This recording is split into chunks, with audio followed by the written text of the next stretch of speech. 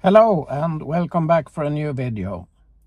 How big is really the difference driving in normal personal mode or in the efficient mode? Join me in this video and we will find out together.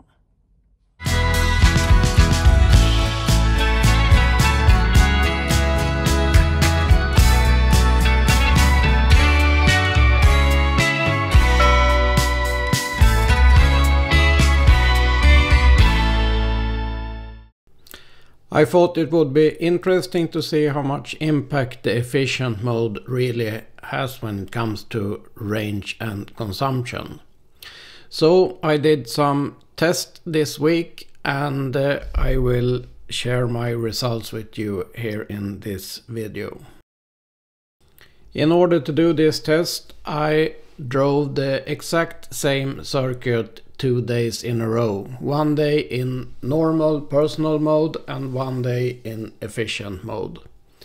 And to make sure that the conditions were equal, I did it on 2 separate days, so the temperature in the battery and the car would be the same at both occasions.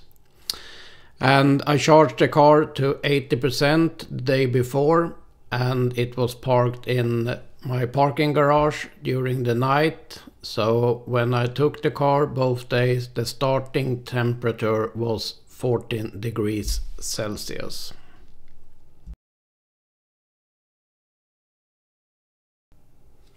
So let's start with the first test drive, and this is done in the standard mode, which is called personal mode in the iX1.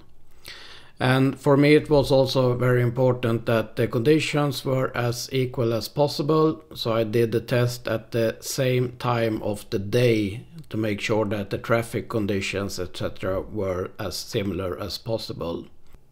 Also I was lucky, so the weather was exactly the same both days, with an outside temperature between +1 and +3 degrees. And no rain or snow or anything, so it was actually quite good conditions for the test.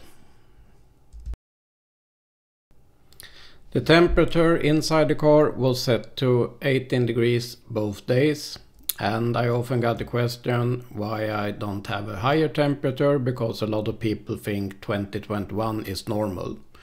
But because it's winter here in Sweden now, I drive with my jacket on, and then I think 18 is a nice temperature, at least for me.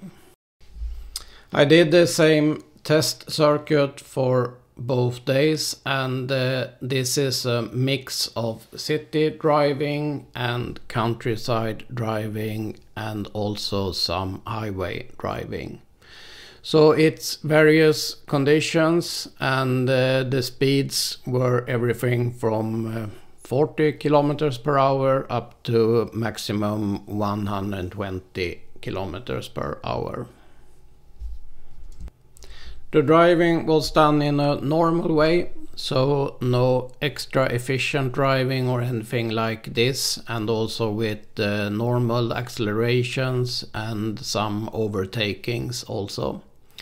So normal driving, and I tried to do the driving in as similar ways as possible both days, and as soon as I had the possibility, I also used assisted driving to make the drive as equal as possible. So the result after the first day, the total driving distance was 54.2 kilometers. And I have an average consumption of 19.4 kilowatt hours per 100 kilometers, which is actually a good figure. And the recuperation generated was 1.2 kilowatt hours. And the remaining charge in the battery after the first day was 63%.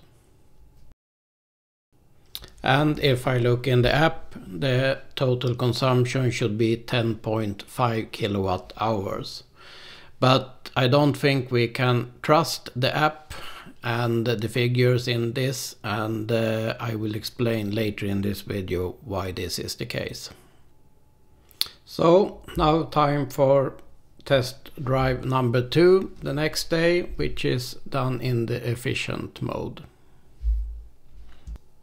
So let's go in my modes and switch to efficient mode, and there you have some settings. So everything is enabled with maximum efficiency. It means both the climate control, visibility functions, which affects the lights in daylight driving, and also the massage seats are turned off. So once again, the exact same distance to drive, and also the temperature is exactly the same as the day before, which varies between +1 and +3 degrees. And as you can see, the weather conditions are also exactly the same, with sunshine, no snow, and no rain or anything. When you drive in the efficient mode, you get some help in the displays to show you if you're driving in an efficient way or not. First of all, it gives an indication if you are using the accelerator in the good range or not. And also when you enter some places where you could save energy, when it comes to recuperation, for instance, when you come to a circulation place like here, or when you enter a car in front of you or a speed limit, the car will indicate that to you, so you know that you should lift your foot off the accelerator to save energy. Also, when you have the journey data on your display, you can change the content on the display. So in order to do that, you go into the content menu and you change to adaptive content. And then you can see how good you are driving when it comes to efficiency. Acceleration and speed is pretty obvious what it means, but anticipation means how good you are to adapting to speed regulations, cars in front of you, circulation places, etc. You also get some visual information when you drive the car in an efficient way. Like for instance the efficient coasting, like we will see here. And also when I use the regeneration in order to charge the battery, which the car will show us here.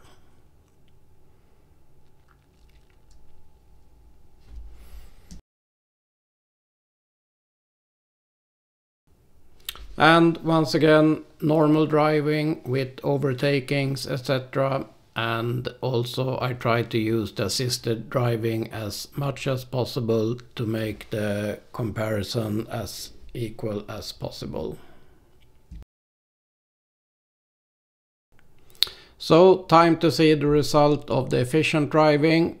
The driving distance was 54.5, so it's a difference in 300 meters, so it's as close as possible.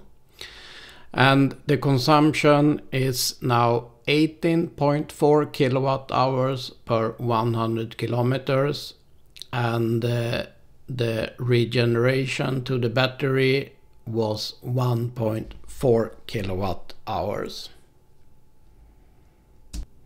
But what is a little bit strange is that even though the consumption was lower, the remaining charge in the battery is also this time 63%. But even more strange is that when I check the app after the driving, the app reports 18.6 kilowatt hours per 100 kilometers when the car indicates 18.4. And this is for the exact same route. And also if we look on the average speed, it now says 61.9 when the first trip had an average speed of 67. And that's also strange because the driving time for this time was actually 2 minutes shorter than the first drive. So I don't think we should trust the figures in the app. So for the comparison, I will use the figures from the car instead. And if you have watched my earlier videos, you know that I also have had problems with the figures in the app before, especially when it comes to the charging level on the battery, which can vary a lot only during a few minutes. So the figures in the app you shouldn't trust, I think, and it's better to use the figures in the car. But hopefully this will be fixed in an update for the app in the future. So let's compare the results, and you can calculate this in different ways, but we have a usable battery capacity in the car of 64.7 kilowatt hours. And in the personal mode I had a consumption of 19.4 kilowatt hours per 100 kilometers. The recuperation was 1.2 kilowatt hours, and I assume that this is reducted from the total consumption in the 19.4 figure. So I simply use 64.7 and divide it by 19.4, and then I get a total range of about 333.5 kilometers. And that actually reflects quite good my normal experience in these conditions. And if we then compare it to the efficient mode, we have an average consumption of 18.4.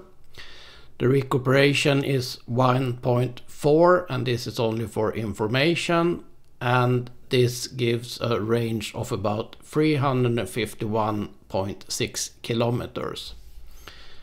So the difference on 100% battery should be roughly 18 kilometers. And if it's worth it or not, it's up to you. The driving experience is a little bit different in efficient mode. The response on the accelerator is softer, weaker, and also you got some reduced light during daytime. The climate control doesn't work as efficient as in normal mode.